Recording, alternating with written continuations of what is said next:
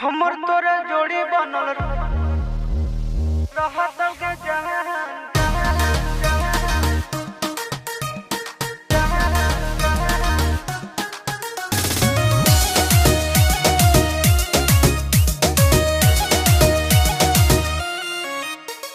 सावन का महीना है, मस्ती में जीना है, 4 चिलम गांजा रोज सुबह शाम पीना है।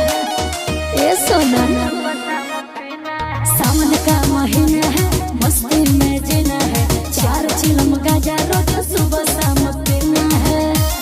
सुनो मैं तो भोला भोला तू सुबह शाम जी हमर तोरे जोड़ी बनल रहत के जहान। अच्छा भांग करे भोला जी के दान। साचो हमर तोरे जोड़ी बनल रहत के जहान। गाना योगी भांग करे भोला जी के दान। जाओ भोले बाबा।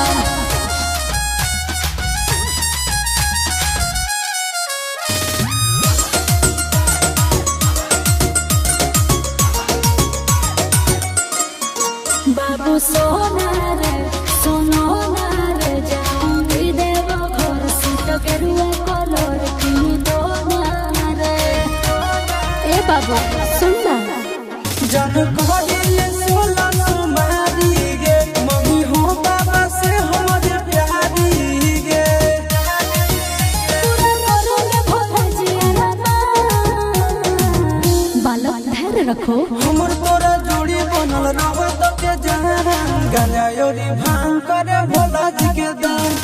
हमर तोरा जोड़ी बनल रहत के जहान। गाना योरी भांग करे भोला जी के दान।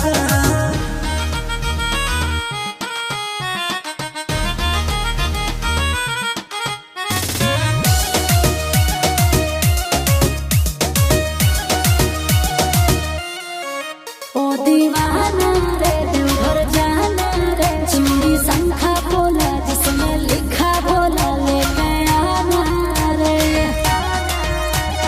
ए बाबू घर ले बैया जे हम गाड़ी गे। साचो जीवन बाबा के दुआरी गे। जय हो चिंटू आशीष बाबा के धरो ध्यान। हमर तोरा जोड़ी बनल रहत के जहान। गाना योरी भांग करे भोला जी के दान। हमर तोरा जोड़ी बनल रहत के जहान। गाना योरी